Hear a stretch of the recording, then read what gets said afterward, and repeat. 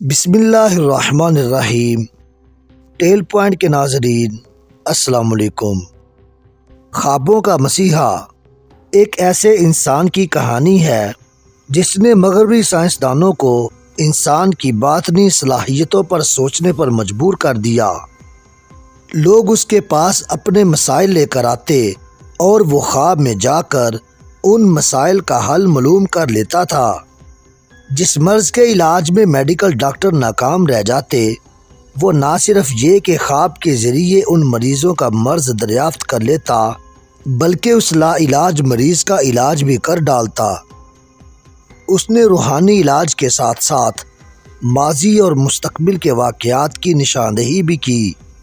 اس نے خوابوں کے اثرات، رنگ و روشنی سے علاج اور اورا پر بھی سائنسدانوں کی توجہ مبذول کروائی۔ اکتوبر 1940 کی ٹھنڈی اور خشک سپہر کو تقریباً 4 بجے کا وقت ہوگا۔ پرائیویٹ ہسپتال میں ایک جوڑا اپنی بیٹی کو لیے داخل ہوا۔ دونوں میاں بیوی انتہائی حواس باختہ تھے۔ ماں نے جگر گوشے کو کپڑوں میں لپیٹ کر سینے سے لگایا ہوا تھا۔ باپ سیدھا ریسیپشن کی طرف دوڑا۔ باپ کے چہرے پر پریشانی نمایاں تھی اور ماں کے چہرے پر دکھ۔ چند لمحوں میں ڈاکٹروں کا ایک گروپ وہاں آ موجود ہوا اور بچی کو OPD بیڈ پر لٹا دیا۔ بچی کا باپ اپنی بیوی کو تسلی دینے لگا۔ OPD کے اس چھوٹے سے کمرے میں بچی کی کربناک چیخیں گونج رہی تھیں۔ ماں باپ OPD کے باہر ویٹنگ روم میں پریشان کھڑے تھے۔ ایک برس کی معصوم بچی کچھ گھنٹہ پہلے ابلتے ہوئے پانی کے ٹب میں گر جانے کی وجہ سے پوری طرح جھلس گئی تھی۔ پیشانی سے پاؤں کے انگوٹھے تک اس کے جسم کی کھال کی تقریباً 50% سطح اس حادثے سے متاثر ہوئی تھی۔ ڈاکٹر اس کی زندگی سے نا امید تھے۔ ان کا کہنا تھا کہ ایک برس کم سن بچی کی جلد بے حد حساس ہوتی ہے اور کیمیکلز اور اینٹی سیپٹک ادویات کا ریئیکشن اس کو کافی نقصان پہنچا سکتا ہے۔ اگر ٹریٹمنٹ شروع کیا گیا تو اول تو اس کم سن بچی کے بچنے کی امید بہت کم ہے، اور اگر وہ بچ بھی گئی تو اس کا چہرہ اور جسم کی کھال اسی طرح جھلسی رہے گی۔ یہ بھی ہو سکتا ہے کہ بینائی سے محروم ہو جائے۔ ڈاکٹروں کا نا امید جواب سن کر بچی کے والدین کی آنکھوں کے سامنے اندھیرا چھانے لگا۔ وہ اپنے قدموں پر مزید بوجھ نہ ڈال پائے اور ویٹنگ روم کے بینچ پر گر کر رونے لگے۔ ویٹنگ لاؤنج کے ایک خاموش کونے میں بیٹھے ایک صاحب جو کافی دیر سے یہ منظر دیکھ رہے تھے، ان کے پاس آئے اور ان سے کہا، میں ایک شخص کو جانتا ہوں جو آپ کی مدد کر سکتا ہے۔ ڈوبتے کو تنکے کا سہارا کافی ہوتا ہے۔ ان والدین کو امید کی نئی کرن نظر آئی۔ ان کی رضامندی پر ان صاحب نے ریسیپشن پر جا کر ٹیلی فون پر نمبر گھمایا اور تفصیل سے آگاہ کر کے مدد کی درخواست کی۔ بچی کے والدین اور ڈاکٹروں کو اب اس فون کا انتظار تھا۔ بچی کے والدین ہسپتال میں کمرے سے باہر لکڑی کی ایک بینچ پر سر جھکائے دعاؤں میں مشغول تھے۔ اس ہسپتال سے 800 میل دور ایک شخص اس بچی کی مدد کے لیے تیاری میں مصروف تھا۔ اس شخص کا نام ایڈگر کیسی تھا۔ ایڈگر تھوڑی دیر پہلے ہی سو کر اٹھا تھا، مگر اب وہ خود کو دوبارہ خواب اور نیند کے لیے تیار کر رہا تھا تاکہ اپنے اعلیٰ حسی ادراک اور روحانی صلاحیتوں کے ذریعے اپنے مریض تک پہنچ سکے۔ ایڈگر اپنے مریض سے لا علم تھا، اسے صرف ہسپتال کا پتہ معلوم تھا۔ ایڈگر اس عمل کے لیے ایک آرام دہ بستر پر بیٹھ گیا، پھر اس نے اپنے جوتے اتارے اور نیم دراز حالت میں لیٹ گیا۔ اس کی بیوی جو اس کے اس کام میں اس کی مدد کرتی رہتی تھی، اس کے سامنے بیٹھی ہوئی تھی۔ ایڈگر نے اپنے ہاتھ پیشانی پر رکھے اور آنکھیں بند کر لی۔ اس کی سانسیں آہستہ آہستہ گہری ہوتی چلی گئیں۔ وہ کیلولا کے انداز میں نیم دراز تھا۔ جب ایڈگر خود کو نیند کے اس درجے پر لے آیا جہاں اس کی پتلیاں حرکت کرنے لگیں، تو قریب کھڑی اس کی بیوی نے بلند آواز میں ہسپتال کا پتہ دہرایا اور کہا، مریض کی حالت دیکھ کر اس کے علاج کا مشورہ دو۔ ایڈگر کچھ دیر خاموش رہنے کے بعد اجنبی آواز میں بڑبڑایا اور پھر بار بار ہسپتال کے پتہ کو دہرانے لگا۔ کچھ لمحہ خاموشی رہی، پھر ایڈگر نے ایک بھرپور کھنکار کے ساتھ اپنا گلا صاف کیا۔ اس کے بعد جاگتی ہوئی آواز میں بولا، ہاں، وہ بچی میرے سامنے لیٹی ہے۔ اس کی حالت خطرہ میں ہے۔ اس کی آنکھیں اس حادثے سے متاثر نہیں ہیں، البتہ اس کے پپوٹے ضرور متاثر ہوئے ہیں۔ ایڈگر آہستہ آہستہ اس بچی کی حالت کی منظر کشی کرتا رہا۔ پھر اس نے مریضہ کے جسم کی جلسی ہوئی کھال کی شفا کے لیے دوائیں تجویز کرنی شروع کر دیں۔ اس نے کہا، کھال کی صفائی کے لیے فلاں محلول میں فلاں اجزاء ڈال کر استعمال کرو۔ یہ کہہ کر وہ کچھ دیر خاموش ہوا، پھر بولا، فلاں تیل زخموں کے نشان اور کھال کی درستی کے لیے بہتر رہیں گے۔ ایڈگر کی بیوی اس کی دی گئی ہدایت مسلسل نوٹ کر رہی تھی۔ وہ کچھ لمحے خاموش رہ کر پھر بلند آواز سے بولا، مختلف وقفوں سے فلاں دوائیں استعمال کرو، کیونکہ اکثر حصوں کی کھال مردہ ہو چکی ہے اور جسم کا نظام عمل بھی متاثر ہوا ہے۔ ایڈگر کی بیوی نے سوال کیا، زخموں کے درد سے چھٹکارا کا کوئی طریقہ؟ ایڈگر آہستہ سے بولا، ان دواؤں کے استعمال کے بعد درد خود بخود ختم ہو جائے گا۔ تھوڑی دیر میں ایڈگر بھی اپنی خوابیدہ نیند سے بیدار ہو گیا۔ ایڈگر کے نسخے کے مطابق جلی ہوئی بچی کا علاج شروع کیا تو ڈاکٹر یہ دیکھ کر حیران رہ گئے کہ ان دواؤں سے نہایت عمدہ نتیجہ نکلا تھا۔ بچی خطرے سے باہر تو آ گئی تھی، لیکن اس کی جلد بری طرح خراب ہو چکی تھی۔ 12 دن بعد ایک بار پھر خواب کے ذریعے ایڈگر نے مزید دوائیں تجویز کیں۔ ڈاکٹر اس کے نسخے کے مطابق عمل کرتے رہے۔ بالآخر بچی مکمل طور پر صحت یاب ہو گئی۔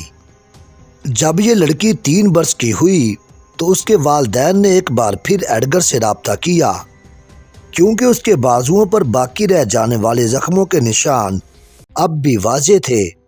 ایڈگر نے ایک مرتبہ پھر خواب کے ذریعے 800 میل دور رہ کر ایک اور نسخہ تجویز کیا۔ وہ لڑکی بڑی ہوئی تو اس کے جسم پر جلنے کا کوئی نشان موجود نہیں تھا۔ اس نے شادی کی، 3 صحت مند بچوں کی ماں بنی۔ مزید یہ کہ اس نے انتہائی حسین اور خوبصورت عورت ہونے کے سبب ماڈل گرل کی حیثیت سے کام بھی کیا۔ خواب میں بیان کیے گئے یہ نسخہ جات ایڈگر کی دریافت ثابت ہوئے اور بعد میں مختلف کیفیات میں کامیابی کے ساتھ استعمال کیے جانے لگے۔ اس بچی کے علاج اور اس کے سود مند نتائج نے دنیا کو ورطہ حیرت میں ڈال دیا اور ایڈگر شہرت کی بلندیوں پر پہنچ گیا۔ ایڈگر کیسی کو ورجینیا کے کرشماتی انسان کی حیثیت سے پکارا جاتا ہے۔ حقیقتاً وہ ایک اعلیٰ ترین ماورائے حواس ادراک کا مالک تھا۔ ایڈگر کا کارنامہ یہ تھا کہ وہ اپنی غیر معمولی بصیرت کے ذریعے لوگوں کی بیماری کے اسباب کا پتہ لگا لیتا تھا اور ان کا علاج بھی بتا دیتا تھا۔ وہ نہ صرف ماضی پر نظر ڈال لیتا تھا بلکہ اکثر مستقبل کے واقعات کی بھی پہلے سے نشاندہی کر دیتا تھا۔ اس کی تمام پیش گوئیاں ہو بہو سچ ثابت ہوئیں۔ قدیم تہذیبوں، خواب کے اثرات، رنگ و روشنی سے علاج پر بھی اس نے کئی تجرباتی کام کیے۔ وہ دور دراز بیٹھے بعض لوگوں کے متعلق صحیح بتا دیتا تھا، حتیٰ کہ ان لوگوں سے بھی اپنی ملاقات کا ذکر کرتا تھا جو اس دنیا سے رخصت ہو چکے ہیں۔ 18 مارچ 1877 میں امریکی ریاست کینٹکی کے ایک دور افتادہ قصبہ ہاپکنس وائل میں ایک کاشتکار کے گھر میں پیدا ہونے والے بچے کے بارے میں تو کوئی سوچ بھی نہیں سکتا تھا کہ یہ نومولود مستقبل کی ایک غیر معمولی اور اہم شخصیت ثابت ہوگا۔ اس بچے کا نام ایڈگر کیسی رکھا گیا۔ ایڈگر نے جب چلنا سیکھا تو وہ پورے گھر کے لیے ایک مصیبت بن گیا۔ وہ توڑ پھوڑ مچاتا رہتا، احتیاط اور نگرانی کے باوجود وہ بیرونی دروازہ کھول کر گھر سے باہر نکل جاتا۔ کئی مرتبہ وہ سڑک پر سے گزرنے والی گھوڑا گاڑیوں کے نیچے آتے آتے بچا۔ ایک روز وہ گھر سے کچھ فاصلے پر واقع ایک گہرے تالاب میں گر گیا۔ اس جیسے کمسن بچے کا گہرے تالاب میں گر کر بچنا ممکن نہیں تھا، لیکن یہ معمہ آج تک حل نہیں ہو سکا کہ 1.5-2 سالہ ایڈگر اس تالاب سے باہر کس طرح نکلا تھا۔ ایڈگر کا باپ لیزلی سخت مزاج آدمی تھا۔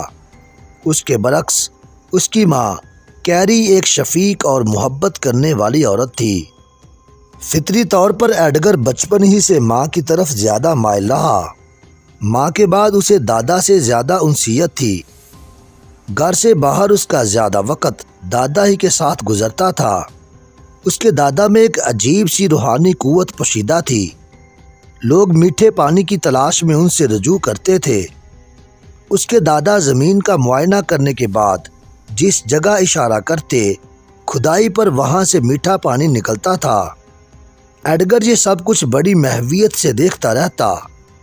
دادا کی موت کے بعد ایڈگر اکثر انہیں خواب میں دیکھنے لگا۔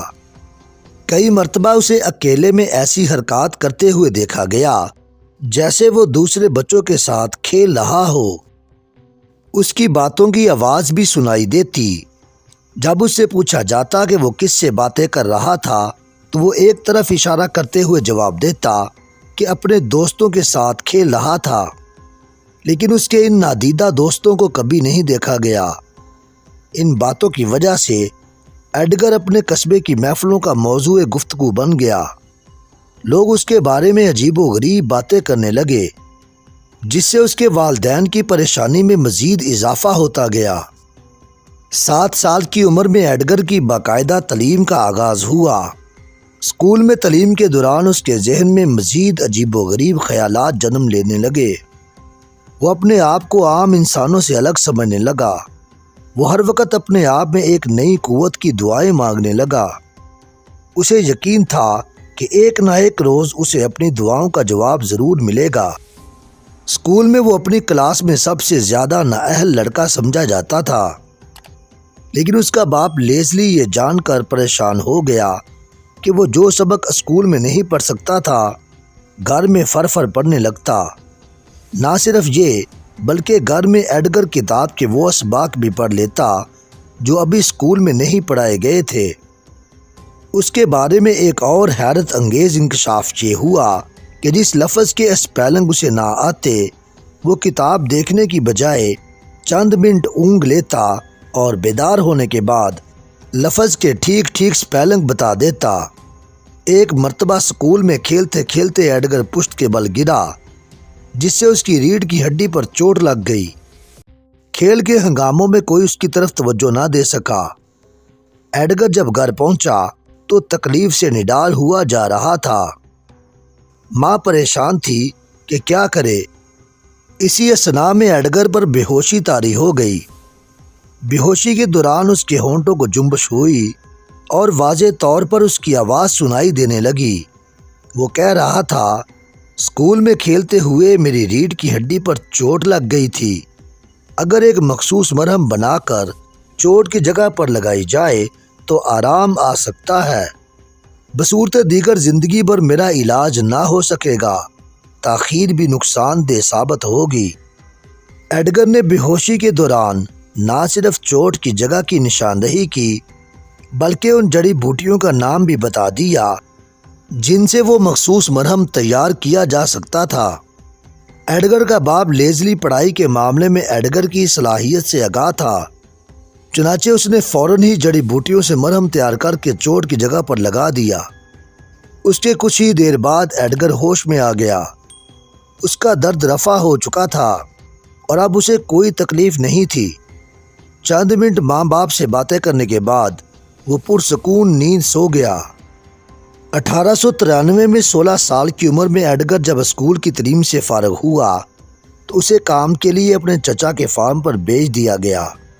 فارغ اوقات میں ایڈگر کسی کھیت کی منڈیر پر بیٹھا چہچہاتے ہوئے پرندوں کو دیکھتا رہتا۔ جلد ہی اسے احساس ہو گیا کہ وہ نہ صرف پرندوں کی زبان سمجھ سکتا ہے بلکہ ذہنی طور پر ان سے گفتگو بھی کر سکتا ہے۔ اپنی اس کوشش میں اسے ناکامی نہیں ہوئی اور پرندے بھی بلا خوف اس کے پاس آنے لگے۔ ان دنوں خشک سالی کے باعث کھیتی باڑی تباہ ہو جانے کی وجہ سے ایڈگر کے والدین فارم سے شہر منتقل ہو گئے۔ یہاں اس کے والد لیزلی نے ایک بیمہ کمپنی میں ملازمت اختیار کر لی۔ تھوڑی سی کوشش کے بعد ایڈگر کو بھی ایک بک سٹور پر کام مل گیا، جہاں تنخواہ تو برائے نام تھی، لیکن وہاں اسے کتابوں کے مطالعے کا موقع خوب مل رہا تھا۔ ان دنوں اس کے دل میں مذہبی مبلغ بننے کی خواہش بچل رہی تھی۔ ایڈگر کے مبلغ بننے کی خواہش جلد ہی پوری ہو گئی۔ وہ ہر اتوار کو قصبے کے چرچ کے علاوہ آس پاس کے گرجا گھروں میں لیکچر دینے لگا۔ اس دوران اس کے فارم کی پڑوسی لڑکی اپنی ایک کزن کے ساتھ بک سٹور میں داخل ہوئی۔ رسمی الیکس لیک کے بعد اس نے اپنی کزن گرٹروڈ کا تعارف کرایا۔ ایڈگر نے گرٹروڈ کے سامنے اپنی اس خفیہ قوت کا بھی اظہار کر دیا۔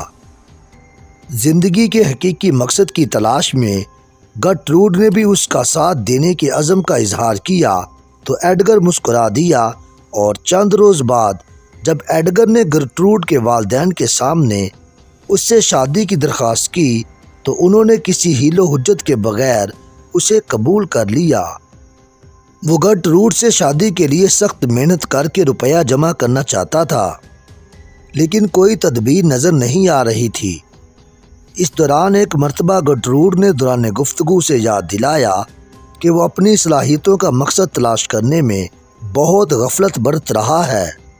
ایڈگر نے یہ کہہ کر ٹال دیا کہ شادی کے بعد جب اس کے حالات اطمینان بخش ہوں گے تو وہ اس مقصد کو بھی تلاش کر لے گا۔ اس بات کے دوسرے ہی روز ایڈگر کی قوت گویائی کمزور ہو گئی۔ مقامی ڈاکٹر نے اس کا علاج کرنے کی کوشش کی مگر کامیاب نہ ہو سکا، بلکہ گزرنے والے ہر روز کے ساتھ اس کی آواز مزید کمزور ہوتی چلی گئی۔ اس کے چند روز بعد گرٹروڈ اس سے کہنے لگی، ایڈگر تمہیں یاد ہے کہ ایک روز میں نے قدرت کے اس عطیے کے بارے میں بات کی تھی جس کے مقصد کی تلاش کی ذمہ داری تمہیں سونپی گئی تھی، اور تم اس مقصد کو بھول گئے اور یہ تمہیں اس کی سزا ملی ہے۔ آواز کی اس کمزوری کے باعث اس کا کام بھی بری طرح متاثر ہوا تھا۔ وہ یہ سوچ کر ہی لرز اٹھا کہ اب وہ کبھی اونچی آواز میں بات نہ کر سکے گا۔ اس دوران قصبے کے ایک فوٹوگرافر بولز نے معمولی سی تنخواہ پر اسے ملازم رکھ لیا، جہاں وہ فوٹوگرافی کا کام سیکھنے لگا۔ ایک رات وہ بستر پر کروٹیں بدل رہا تھا کہ اسے گرٹروڈ کی بات یاد آ گئی کہ اسے اپنے مقاصد سے غفلت کی سزا مل رہی ہے۔ اس خیال کے آتے ہی وہ خدا سے اپنے گناہوں کی معافی مانگنے لگا۔ انہی دنوں پروفیسر ہارٹ نامی ماہر ہپناٹزم اس کے قصبے میں آیا۔ اس نے ہپناٹزم کے ذریعے ایڈگر کا علاج کرنے کی کوشش کی۔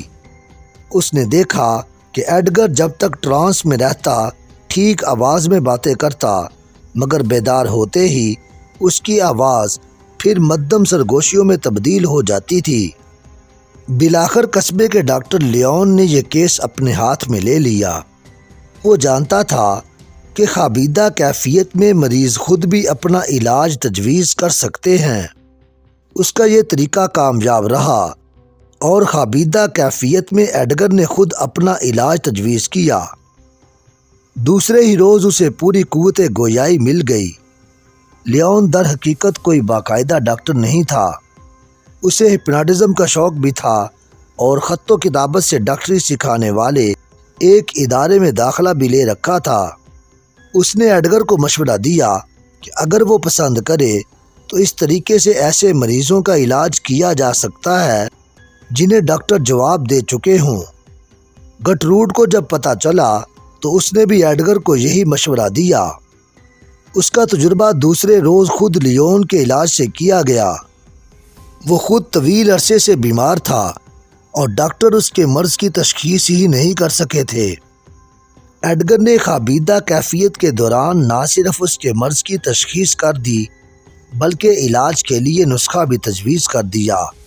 بیدار ہونے کے بعد ایڈگر خود اس بات پر یقین کرنے کو تیار نہیں تھا۔ اس نے تو اسکول کی ابتدائی تعلیم بھی پوری طرح سے حاصل نہیں کی تھی، جبکہ نسخے میں ایسی دواؤں کے نام شامل تھے جو اس نے کبھی سنے ہی نہیں تھے، مگر لیون جانتا تھا کہ اس کا یہ نسخہ غلط نہیں تھا۔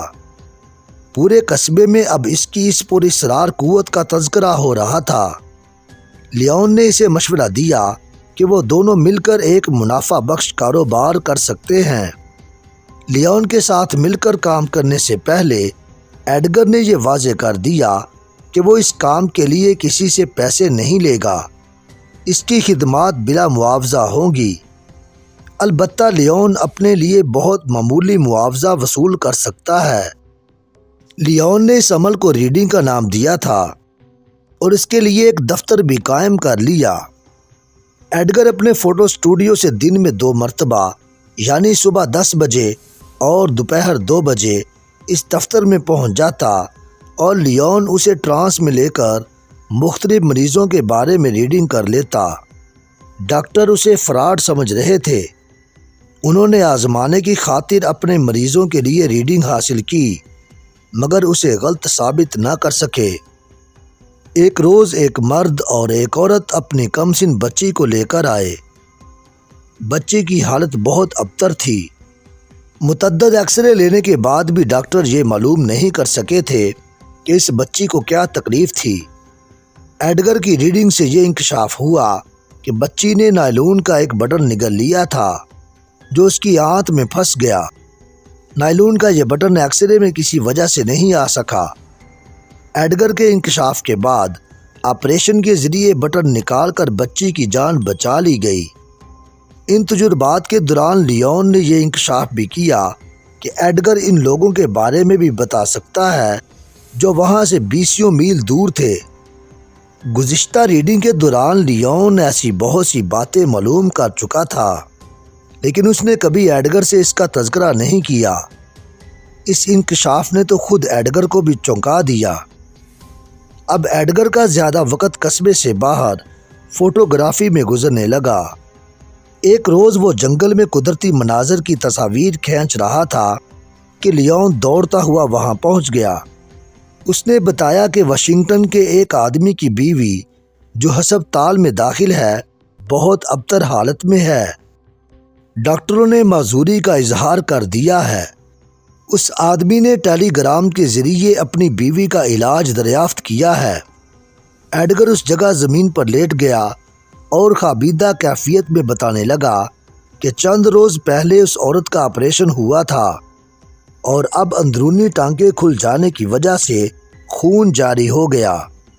اگر یہ خون بند کر دیا جائے تو اس کی جان بچ سکتی ہے۔ اس نے اس جگہ کی بھی نشاندہی کر دی جہاں سے ٹانکے کھل گئے تھے۔ لیون نے فوراً ہی شہر پہنچ کر اس شخص کو ٹیلی گرام دے دیا، لیکن دوسرے روز اسے جواب ملا کہ اس کا ٹیلی گرام ملنے سے 1 گھنٹہ قبل اس عورت کا انتقال ہو گیا تھا۔ ڈاکٹر نے بھی موت کی یہی وجہ بتائی تھی جس کا انکشاف ایڈگر نے کیا تھا۔ اس کے چند ہی روز بعد سے اسے ایک دوسرے قصبے بولنگ گرین کے ایک بک سٹور پر نوکری مل گئی۔ اس دوران ڈیٹرک نامی ایک شخص نے اس سے رابطہ قائم کیا۔ اس کی بیٹی کو 3 سال کی عمر میں اسہال کی بیماری لاحق ہو گئی تھی، جس کے بعد اس کی ذہنی نشوونما رک گئی۔ اس وقت لڑکی اگرچہ 10 سال کی تھی، لیکن اس کا ذہن 3 سال کی عمر سے آگے نہیں بڑھ سکا تھا۔ مسٹر ڈیٹرک کی موجودگی میں ایڈگر نے خوابیدہ کیفیت میں بتایا کہ اس بیماری کے دوران لڑکی گھوڑا گاڑی کے پائیدان سے گر گئی تھی، جس سے اس کی ریڑھ کی ہڈی کا مہرہ سرک گیا۔ لڑکی کی ذہنی نشوونما روکنے میں اس کا بڑا دخل تھا۔ اگر یہ مہرہ درست جگہ بٹھا دیا جائے تو لڑکی ٹھیک ہو جائے گی۔ ایڈگر کے بیدار ہوتے ہی ڈیٹرک نے اس کے ہاتھ چوم لیے۔ لڑکی کے گھوڑا گاڑی سے گرنے کا واقعہ انہوں نے کسی کو نہیں بتایا تھا، جبکہ ایڈگر نے پوری تفصیل دہرا دی تھی۔ آپریشن سے ریڑھ کی ہڈی کا مہرہ ٹھیک ہونے کے چند ہی روز بعد لڑکی میں نمایاں تبدیلیاں نظر آنے لگیں اور کچھ عرصہ میں وہ ذہنی طور پر بھی مکمل تندرست ہو گئی۔ 17 جون 1903 کو ایڈگر کی شادی ہوئی۔ شادی کے تیسرے روز وہ ایک دعوت میں مدعو تھے۔ لیون بھی ان کے ہمراہ تھا کہ تقریب کے ایک مہمان جج روپ نے بولنگ گرین میں ان کے لیے ایک نیا مسئلہ کھڑا کر دیا۔ اس قصبے کے باشندے اب تک اس کی اس قوت سے لا علم تھے، لیکن جج نے اخبارات کے ذریعے یہ خبر عام کر دی۔ قصبہ کا ایک ڈاکٹر بلیک برن ان کے آڑے آ گیا۔ اس نے میڈیکل ایسوسی ایشن کے ذریعے لیون پر قانونی پابندی عائد کرا دی کہ چونکہ وہ لائسنس یافتہ ڈاکٹر نہیں، لہٰذا وہ آئندہ کسی بھی طریقے سے کسی کا علاج نہیں کر سکے گا۔ ایڈگر نے ڈاکٹر بلیک برن کے ساتھ بھی ایک تجربہ کیا۔ اس ذاتی تجربے سے بلیک برن بون چکا رہ گیا۔ اب وہ خود ایڈگر میں دلچسپی لینے لگا۔ اس نے شہر کے تمام ڈاکٹروں کی موجودگی میں تجربات کیے اور یہ طے پایا کہ ضرورت مندوں کی خدمت کے لیے ایڈگر ڈاکٹروں کی اس کمیٹی کے توسط سے اپنا کام جاری رکھے گا۔ ڈاکٹر بلیک برن اس کمیٹی کا سربراہ تھا، لہٰذا شہر کے تمام ڈاکٹر اب پیچیدہ کیسز میں ایڈگر کی خدمات سے فائدہ اٹھانے لگے۔ اسی دوران ایڈگر پر ایک انکشاف ہوا کہ اب بعض حالات میں وہ کسی کی مدد کے بغیر بھی اپنے آپ پر خوابیدہ کیفیت طاری کر سکتا تھا۔ انہی دنوں قصبے کا پادری ان باتوں کو لغو سمجھتے ہوئے خود اس کا امتحان لینا چاہتا تھا۔ ایک روز پادری ڈاک خانے سے ایک پارسل وصول کر کے آ رہا تھا جسے ابھی تک اس نے کھولا نہیں تھا۔ ایڈگر نے خوابیدہ کیفیت میں نہ صرف یہ بتا دیا کہ پارسل بھیجنے والا کون تھا، بلکہ پارسل میں بند چیزوں کی تفصیل بھی بتا دی، جو بالکل درست ثابت ہوئی۔ ایک مرتبہ میڈیکل سکول کی ایک لڑکی نے ایڈگر سے سوال کیا کہ اس کے باپ کی تجوری سے پراسرار طور پر رقم غائب ہو رہی ہے، لیکن چور کا کچھ پتہ نہیں چلتا۔ ایڈگر نے چور کا نام اور حلیہ تک بتا دیا، جو لڑکی کے باپ کا ملازم تھا۔ اس نے فوراً ہی اپنے جرم کا اعتراف کر لیا۔ اس پراسرار کردار کی بقیہ زندگی کے حالات ہم انشاءاللہ اگلی قسط میں بیان کریں گے۔